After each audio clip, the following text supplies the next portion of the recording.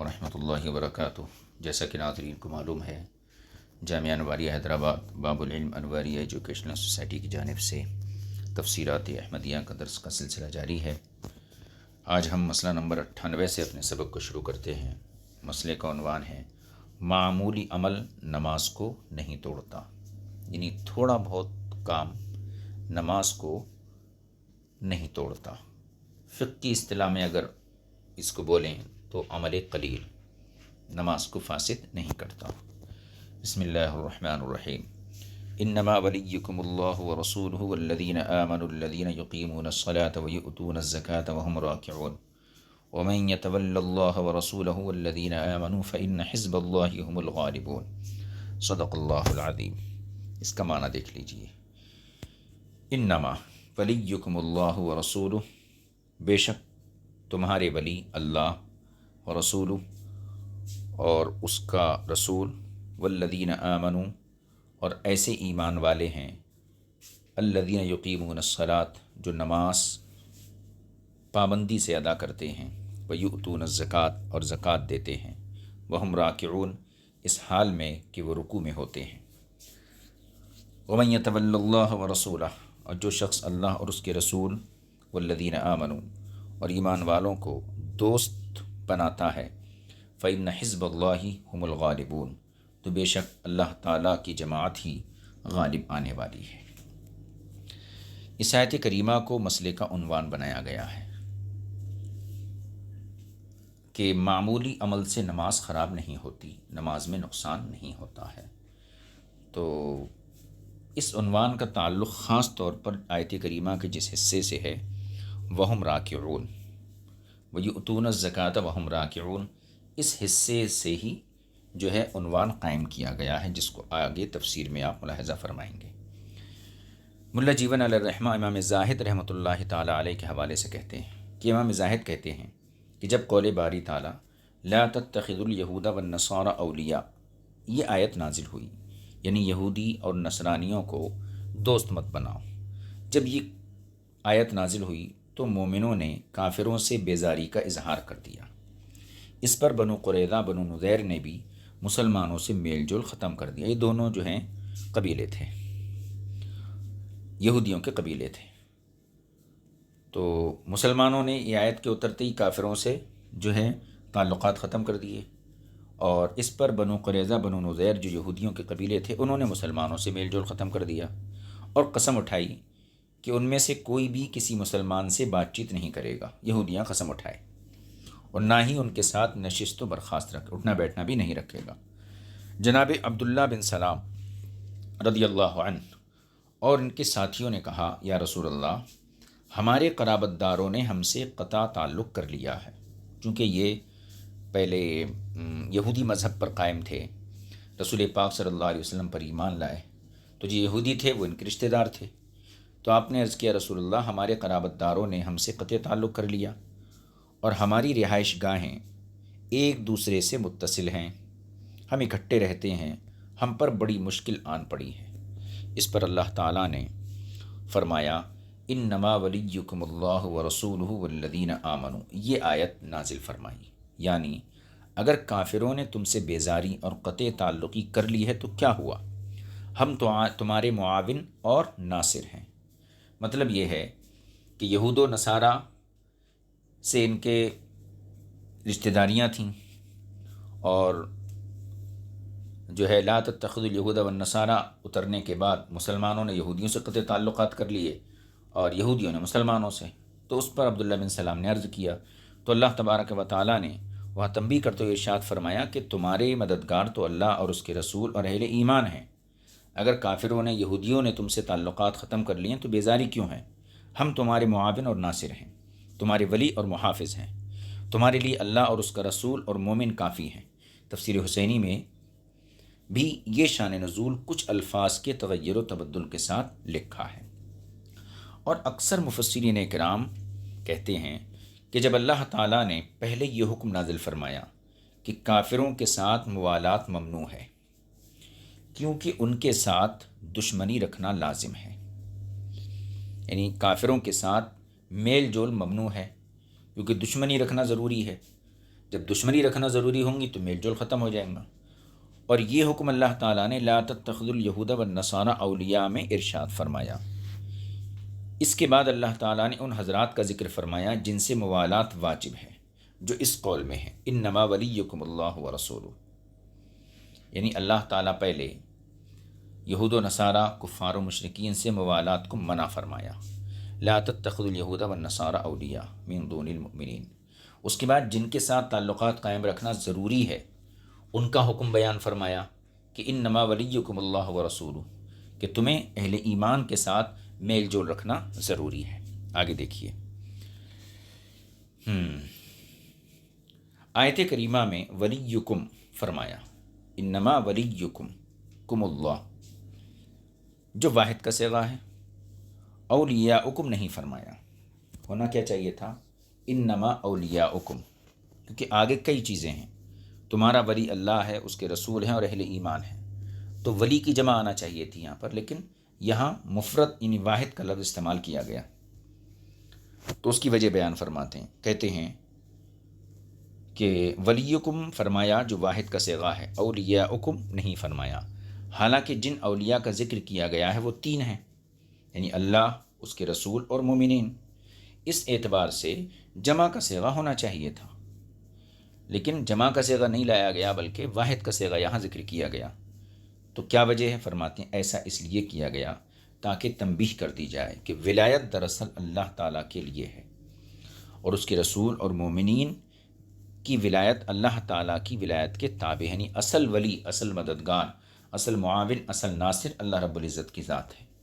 رسول پاک اور اہل ایمان کی ولایت جو ہے، ان کی جو مدد ہے اللہ کی ولایت کے تابع ہے، یعنی یہ حضرات اللہ کی مدد کا مظہر ہے، حقیقی مدد یہ اللہ تعالیٰ کی ہی ہوتی ہے۔ اس کے بعد اللہ تعالیٰ نے فرمایا الذین یقیمون الصلاۃ ویؤتون الزکوٰۃ، یعنی تمہارے ولی اللہ، اس کے رسول اور وہ ایمان والے ہیں جو پابندی سے نماز قائم کرتے ہیں اور زکوٰۃ ادا کرتے ہیں۔ الذین یقیمون الصلاۃ، جو نماز قائم کرتے ہیں، ویؤتون الزکوٰۃ، اور زکوٰۃ دیتے ہیں، ارشاد فرمایا جو ایمان والوں کی صفت ہے۔ الذین یقیمون الصلاۃ ویؤتون الزکوٰۃ جو ایمان والوں کی صفت ہے، یا اس سے بدل واقع ہو رہا ہے، یعنی الذین آمنوا سے کی یا تو یہ صفت ہے یا پھر اس سے بدل واقع ہو رہا ہے، اور اس کی رفع حالت بھی جائز ہے، اس کو حالت رفع میں پڑھنا بھی جائز ہے، اور مدح کے طور پر اس کو منصوب بھی کہہ سکتے ہیں۔ اور قول باری تعالیٰ وہم راکعون کا معنی ہے متطوعون، یعنی وہ فرضی نمازوں کو پابندی سے ادا کرتے ہیں اور فرضی زکوٰۃ دیتے ہیں، اور اس کے ساتھ ساتھ وہ نماز اور زکوٰۃ میں تطوع یعنی نفلی طور پر بھی کرتے ہیں، یعنی فرض نماز بھی پڑھتے ہیں اور نفل بھی پڑھتے ہیں، فرض زکوٰۃ ادا کرتے ہیں اور نفلی صدقات بھی کرتے ہیں۔ یہ معنی امام زاہد رحمۃ اللہ تعالیٰ علیہ کا مختار ہے، اور اسی کو انہوں نے پہلے نمبر پر لکھا ہے۔ ان کے علاوہ دیگر مفسرین نے یہ اختیار کیا کہ وہم راکعون صلاۃ اور زکوٰۃ دونوں سے حال واقع ہو رہا ہے، جس کی بنا پر معنی یہ ہوگا وہ اپنی نمازوں اور زکوٰۃ میں خشوع اور خضوع کرنے والے ہیں، یا یہ جملہ وہم راکعون خاص کر یؤتونا سے حال واقع ہو رہا ہے۔ اس طرح معنی یہ ہوگا کہ وہ زکوٰۃ ادا کرتے ہیں اس حال میں کہ وہ نماز کے رکوع میں ہوتے ہیں، یعنی نماز ادا کرتے وقت حالت رکوع میں زکوٰۃ ادا کرتے ہیں۔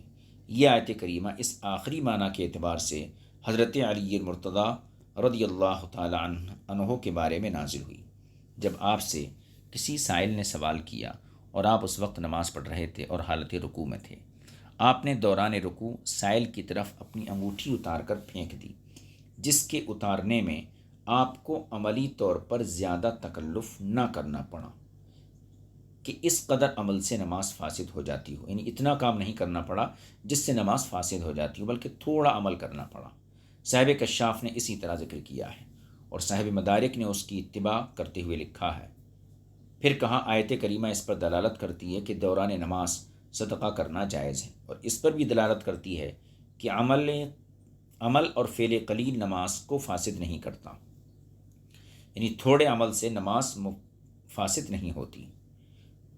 اور امام زاہد رحمۃ اللہ علیہ نے کہا آیت کریمہ اس پر دلالت کرتی ہے کہ لفظ زکوٰۃ نفلی صدقے پر بھی استعمال کیا جاتا ہے، اور اس پر بھی آیت دلالت کرتی ہے کہ معمولی سا کام نماز میں مباح ہوتا ہے۔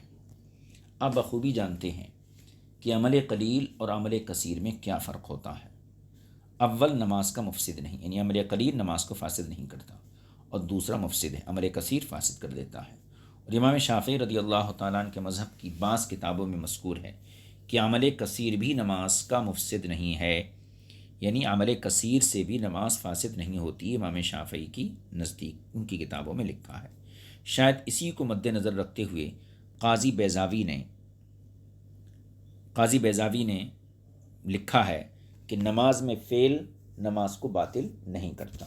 قاضی صاحب نے فعل کے ساتھ قلیل کی قید جو ہے ذکر نہیں کی ہے، اور اپنی تمام گفتگو انہوں نے اسی انداز میں کہی، اور یہ بھی کہا گیا ہے کہ اس آیت کریمہ سے شیعہ حضرات حضرت علی کرم اللہ تعالی وجہ الکریم کی امامت پر استدلال کرتے ہیں، کیونکہ وہ ظام کرتے ہیں، وہ خیال کرتے ہیں شیعہ کہ آیت کریمہ میں مذکورہ لفظ ولی سے مراد امور مملکت کا متولی ہے اور مسلمانوں میں تصرف کا مستحق ہے، لیکن ظاہر و واضح وہی مفہوم ہے جو ہم نے ذکر کیا، یعنی اس سے ولایت علی پر استدلال کرنا درست نہیں ہے۔